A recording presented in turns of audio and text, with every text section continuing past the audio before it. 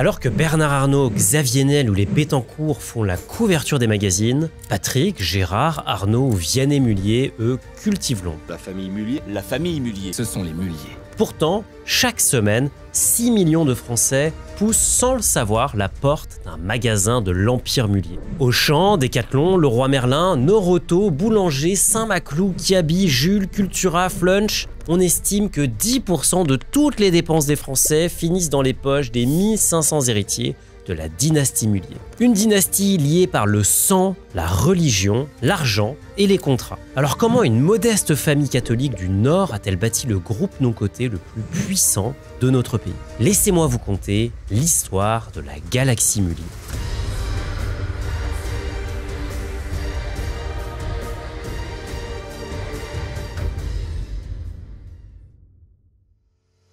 Début du XXe siècle, à Roubaix, une ville noire de fumée, rythmée par le bruit des usines. On l'appelle la ville aux 1000 cheminées. C'est ici que naît le premier Mullier de notre histoire. Sa famille vit dans cette région ouvrière du Nord marquée par deux piliers, le textile et le catholicisme. Famille nombreuse, éducation stricte, on y prêche le travail, la discrétion et l'austérité. Louis Mullier est le fils d'un fabricant de tissus. Il n'est pas pauvre, mais il n'est pas non plus riche. Rien ne le prédestine en tout cas à bâtir un empire. Mais un mariage va bientôt tout changer. Louis épouse Marguerite Létienne. Issue de la bourgeoisie roubaisienne, elle apporte avec elle un solide carnet d'adresses et surtout une dot. Difficile de connaître le montant exact, mais on sait que cela leur permet dès 1904 d'ouvrir leur premier atelier de retordage de laine. Un petit atelier, une poignée d'employés, mais une idée claire, produire local, vendre vite, éviter les intermédiaires. En bref, c'est un circuit court avant l'heure. Rapidement, le modèle fonctionne. Dans les années 30, la famille commence à s'enrichir. Le nom Mullier commence à circuler chez les notables de Roubaix. Puis vient la seconde génération avec leur fils Gérard Mullier. En 1943, Gérard ouvre un premier magasin à Poitiers sous le nom Les Textiles d'Art. Très vite, il va rebaptiser la boutique Au Fil d'Art. Le nom va évoluer plusieurs fois jusqu'à devenir Fil d'Art avec un F, puis enfin Fil d'Art avec un PH. À travers ce changement de nom, c'est tout un positionnement qui se précise. Moderne, accessible et surtout spécialisé dans la laine et les collants. Mais ce n'est pas le nom qui fait le succès de Fil d'Art, c'est le modèle. Gérard innove avec une idée simple et puissante, la franchise. Plutôt que de dépenser des fortunes pour ouvrir chaque boutique lui-même, il propose un modèle gagnant-gagnant. Des commerçants peuvent ouvrir leur propre magasin sous le nom Fil d'Art. Ainsi, ils profitent de la notoriété de la marque, des produits déjà testés et surtout d'un savoir-faire qui est éprouvé. Pour la famille Mullier, c'est un levier extraordinaire. Ils accélèrent leur croissance sans devoir financer chaque nouveau point de vente. Moins de risques, plus de vitesse. Chaque boutique ouverte par un franchisé, c'est un morceau de l'empire qui pousse sans puiser dans la trésorerie familiale. Et ça fonctionne. Alors certes, les Mullier ont un sacré coup de pouce avec le mariage et la dot associée, mais ils n'ont pas trouvé la formule magique en un claquement de doigts. Il leur a fallu près de 20 ans pour affiner le modèle, tester, corriger et apprendre. Et ensuite, il faudra encore 2 décennies supplémentaires pour voir cette méthode porter ses fruits à très grande échelle. La famille a donc passé 40 années dans une certaine incertitude, sans relâcher les efforts, sans jamais abandonner. Il faudra attendre 1956 pour que l'idée soit réellement concrétisée. Les premières franchises Fil d'Art fleurissent dans toute la région, puis même dans toute la France. C'est un carton. La famille Mullier semble à ce moment intouchable. Riche, respectée, unie. Mais un détail va tout faire basculer. Dans les années 60, la crise du textile frappe de plein fouet. Les usines ferment les unes après les autres, sous la pression des prix. La délocalisation à marche forcée vers l'Asie écrase le secteur. Même les entreprises les plus solides commencent à vaciller. La famille Mullier aurait pu sombrer avec le textile. Mais au contraire, elle va saisir cette crise afin de bâtir son empire. 1961, à Roubaix. Dans une vieille usine Fil d'Art à l'abandon, Gérard Mullier transforme un espace vide en une supérette. Pas de permis de construire, pas de business plan en béton, juste une intuition, copier ce qu'il a vu chez Carrefour et l'adapter à sa sauce. Le quartier où se situe cette première supérette s'appelle les Hauts-Champs. Vous l'aurez compris, il nommera ce premier magasin en hommage au quartier Hauts-Champs. Mais au début, rien ne fonctionne. Trop petit, trop cher, trop différent. Et pire, son père, Louis, est sceptique. Nous sommes une famille d'industriels, pas des épiciers. Louis lui lance alors un ultimatum. Tu as 3 ans pour faire marcher cette affaire, pas un jour de plus. Si ça ne décolle pas, Gérard devra tout arrêter. Alors, il se retrousse les manches. Il décide d'apprendre auprès des meilleurs et part à la rencontre de Michel Fournier de Carrefour et d'Édouard Leclerc. Il comprend à ce moment-là une chose essentielle, ce ne sont pas les marges qui font la richesse, ce sont les volumes. Gérard décide de tout casser. Il applique donc des marges microscopiques, en particulier sur un produit très précis, le whisky. L'idée est plutôt maligne. À l'époque, les hommes font rarement les courses. Le pari de Gérard, c'est que les hommes, ces sacrés machos, viendront faire les courses s'ils trouvent du whisky au prix de l'eau. Et ensuite, ils en parleront à leurs femmes. Et cela amènera toute la famille à faire ses courses chez Auchan. Le plan fonctionne à merveille. Peu à peu, les clients affluent. Hommes, femmes et enfants. La machine Auchan est lancée. Mais ce qui fait vraiment la différence se trouve en arrière des boutiques. La culture de l'entreprise. Gérard connaît ses salariés. Il les écoute. Il préfère un employé de rayon motivé à un diplômé hautain. Il aime à répéter « plus on est haut, plus il faut aller écouter ceux qui sont proches des clients ».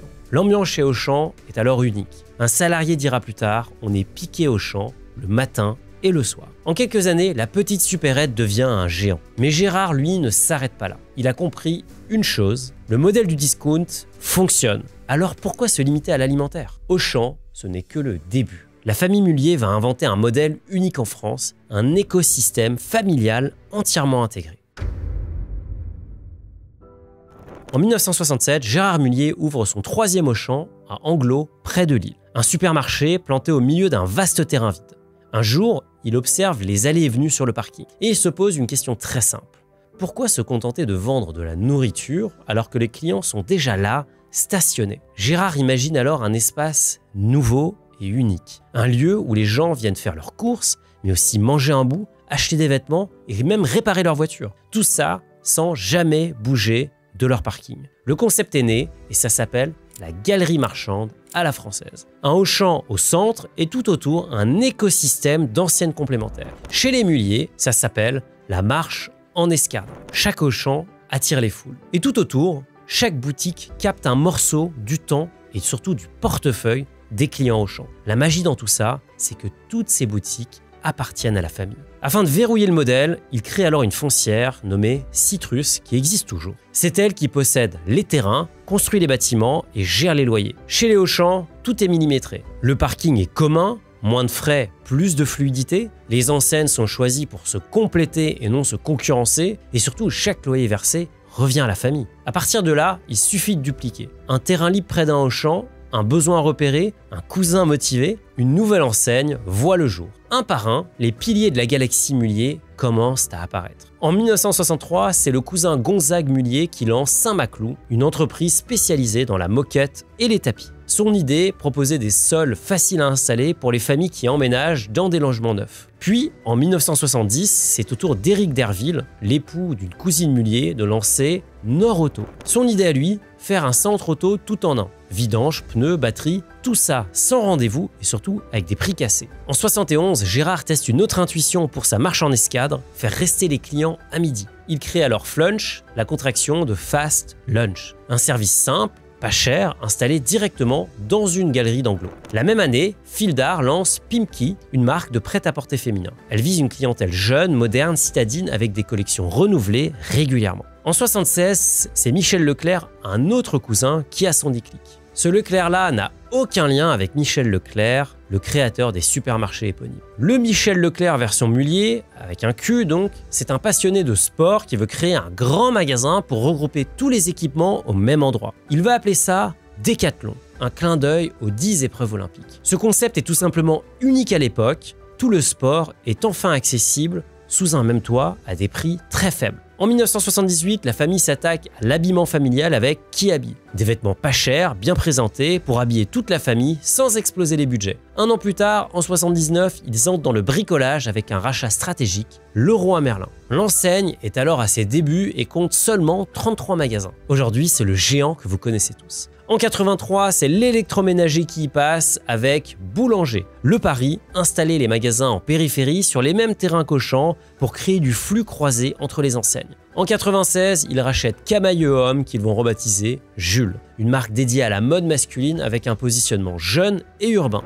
Et enfin, pour compléter l'écosystème, ils vont lancer Cultura, une librairie. À chaque fois, la recette est exactement la même. Des prix bas, des emplacements stratégiques, une ambiance familiale, et des synergies. Le client croit changer d'univers, en réalité, il reste dans la même galaxie, celle des Mullier. Avec le temps, cette galaxie grandit et avec lui, le nombre d'héritiers. Beaucoup d'héritiers. Aujourd'hui, ils sont plus de 1500. 1500 membres de la même famille, liés par un même nom, mais aussi par des intérêts financiers qui sont colossaux. Alors comment fait-on pour garder le cap, pour éviter les guerres d'ego, les conflits de pouvoir, les visions qui s'opposent lorsqu'on a autant de personnes à gérer? Eh bien encore une fois, la famille a trouvé une solution. Une idée presque folle sur le papier, une structure unique, inconnue du grand public et pourtant au cœur de tout cet écosystème. C'est une autre invention familiale et c'est peut-être la plus brillante de toutes.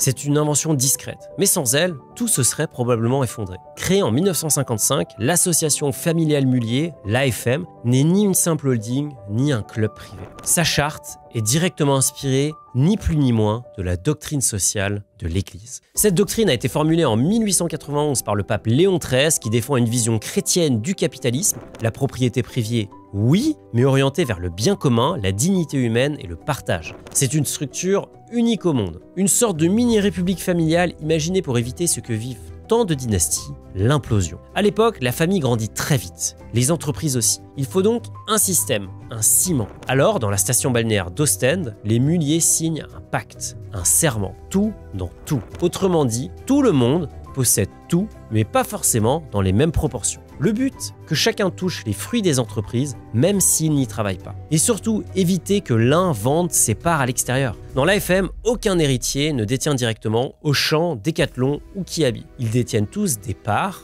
de l'AFM. Et l'AFM détient tout le reste. C'est ce que certains appellent le communisme actionnarial. Un modèle rare fondé sur la solidarité et la longévité. Pas de cotation en bourse, pas de cession des parts hors du clan. Et chaque 1er juillet, un rituel. Les membres de la famille Mullier se retrouvent lors d'un congrès où ils peuvent racheter ou revendre des parts de l'AFM. Mais attention, ces échanges se font uniquement entre eux. Aucun outsider n'est admis. L'AFM fonctionne comme un État dans l'État, avec ses institutions, ses rituels et surtout ses règles. Il y a d'abord le Family Office, baptisé Mobilis. Dans cette structure, 100 salariés sont employés à plein temps pour gérer les milliards de la famille Mullier. Mais ce Family Office a aussi la mission de former les jeunes Mullier et à accompagner leurs projets. C'est le cerveau financier du clan. Ensuite, la commission Affectio Societatis. Son objectif principal, œuvrer d'arrache-pied à maintenir l'unité du clan. Elle veille à transmettre l'esprit de famille, à créer du lien entre toutes les générations et à éviter les ruptures internes. On organise des AG festives, des voyages de cohésion, des retraites en monastère ou des week-ends à thème pour les plus jeunes. Et enfin, le cercle des entrepreneurs, un incubateur maison ouvert à tous les cousins. S'ils ont une idée, ils peuvent la présenter dans l'incubateur. Et s'ils arrivent à convaincre, ils repartent avec du soutien, expertise juridique, financière, conseil et même parfois avec un investissement. C'est ainsi que plus de 45 projets ont vu le jour, allant d'un bar à jazz situé à Lyon à une marque d'équitation technique, Horse Pilot. Chez les Mullier, la fortune est collective, mais l'initiative doit rester personnelle. Dans cette grande machine, rien n'est laissé au hasard. Les conjoints peuvent, dans certains cas, détenir des parts. Mais attention, en cas de divorce, la règle de l'AFM est claire. Ils sont priés de les restituer. Car une chose est non négociable, seuls les descendants directs de Louis et Marguerite Mullier peuvent être actionnaires. Même les enfants héritiers doivent passer par un parcours d'intégration, formation, week-end thématique, rituel de cooptation. On peut épouser un Mullier, on peut même le quitter, mais pas avec des parts de l'AFM. Aujourd'hui, les Mullier sont plus de 1500 et environ 800 sont directement impliqués dans les activités de l'AFM. Et pourtant, aucun éclatement, aucune OPA, aucun démantèlement, aucune crise. Les Mullier ont réussi là où tant d'autres dynasties ont échoué. Ils ont fait mentir la règle du capitalisme familial, la première génération crée, la deuxième gère, la troisième dilapide. Ce qui est encore plus fascinant, c'est que tout cela se fait dans la discrétion absolue. Vous connaissez Bernard Arnault ou Xavier Niel, mais qui connaît Gonzague, Arnault ou Vianney Mullier? Chacun de vos besoins, chacun de vos achats peut venir enrichir un membre du clan Mullier et vous ne le saurez jamais. Ils sont partout, mais ils sont invisibles. Et ce n'est pas un hasard. Ce fonctionnement hermétique a été savamment orchestré. Peu d'interviews, jamais de polémiques, aucune exposition superflue. Même leurs locaux sont sobres. Ils rejettent les signes extérieurs de richesse, préfèrent les transports en commun et portent des vêtements de leurs enseignes. Gérard Mullier lui-même a refusé une Mercedes offerte par ses enfants, pour l'essence, disait-il, pour l'exemple surtout. Une phrase résume leur philosophie, le bruit ne fait pas de bien, le bien ne fait pas de bruit. Alors bien sûr, tout cela suscite de l'admiration, mais aussi des interrogations. Car derrière cet empire familial, certaines controverses sont venues mettre en péril l'image du discret non-mulier. Si vous investissez en bourse, vous savez que suivre son patrimoine et ses performances peut être compliqué. Avec Finari, vous pouvez synchroniser plus de 20 000 banques et établissements partout dans le monde, que ce soit votre assurance vie, votre PEA, votre compte crypto, vous pouvez tout avoir automatiquement au même endroit. Notre plateforme sécurisée permet également de suivre votre performance, les dividendes que vous allez toucher et les revenus passifs que vous générez. On vous aide même à gérer votre budget et à gagner encore plus d'argent en débusquant les frais cachés que peuvent contenir votre patrimoine. Finari, c'est l'outil indispensable si vous voulez gérer votre patrimoine et assurer votre avenir financier. Afin que vous puissiez profiter de toutes les fonctionnalités, je vous offre 20% sur notre abonnement avec le code qui s'affiche à l'écran. Quand on bâtit un empire, on attire forcément les critiques.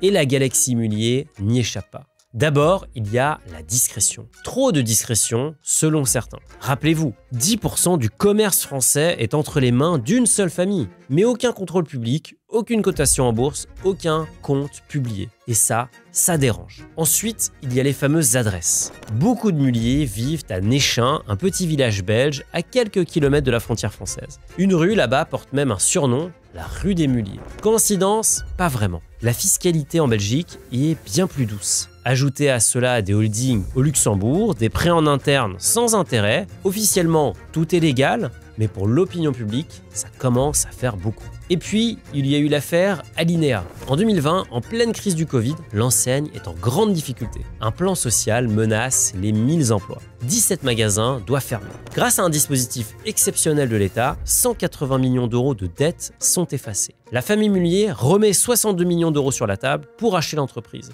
Mais derrière cette opération se cache une réalité plus dure. Des fournisseurs, des créanciers ne seront jamais remboursés. Bilan pour les Mullier, 118 millions d'euros gagnés dans l'opération. Légal, encore une fois, mais très critiqué. Et pour finir, il y a eu les dividendes de décembre 2024. Auchan est en difficulté. Le modèle vieillit mal face à Leclerc, face à Lidl ou encore Amazon. Alors Auchan annonce un plan social massif, 2400 emplois sont menacés. Mais de l'autre côté du groupe, Decathlon verse 1 milliard d'euros de dividendes aux actionnaires. Mauvais timing. Même en interne, tout n'est pas si simple. Avec plus de 1500 membres dans l'AFM, les désaccords existent forcément. Certains héritiers se sont même éloignés. Alors la vraie question, c'est celle-ci. Combien de temps encore la machine Mullier pourra-t-elle avancer sans se fissurer? Quand on regarde les chiffres, c'est vertigineux. L'Empire Mullier, c'est 130 anciennes réparties dans tous les secteurs du quotidien. De la grande distribution au bricolage, du sport à l'habillement, chaque semaine, ce sont plus de 6 millions de clients qui passent chez Auchan. Au total, le chiffre d'affaires cumulé tourne autour des 100 milliards d'euros par an. C'est plus que le géant mondial du luxe, la première entreprise française, LVMH. La fortune professionnelle de la famille Mullier est estimée à 28 milliards d'euros. Mais selon d'autres méthodes de calcul, en comptant notamment l'immobilier et les participations cachées, certaines sources parlent de 50 milliards d'euros. Cela les place tout en haut du classement des Français les plus riches, aux côtés des Bernard Arnault et de la famille Hermès. Mais là où les Mullier frappent fort, c'est dans leur stratégie. Ils réinvestissent presque tout, jusqu'à 90% de leurs profits. Pas de jet privé, pas de yacht, très peu de signes extérieurs de richesse. Les Mullier sont aussi les premiers employeurs privés de France. À travers le monde, ce sont plus de 650 000 salariés qui vivent d'un salaire versé par le groupe. Certains les admirent pour ça, d'autres critiquent leur méthode, leur silence et leur pouvoir. Mais une chose est sûre, la famille Mullier n'est pas prête de disparaître. Édouard est accusé de tuer le commerce local. Sur un plateau télé, il ira même jusqu'à provoquer l'un de ses anciens adversaires en lui ramenant ses 2 petites dents perdues pendant une bagarre. Nike, à l'échelle mondiale, réalise 47 milliards d'euros de chiffre d'affaires. Du côté de Coca-Cola, on est à 43 milliards. Leclerc les dépasse tous les deux. Plutôt que de vendre aux épiciers, il décide de vendre directement aux clients. Et pour se démarquer, il décide d'aller encore plus loin en vendant à prix coûtant. Il s'approprie le prénom de son propre père. Michel devient Michel Édouard. Un geste hautement symbolique. Je prolonge ton nom, mais je ne veux pas être toi.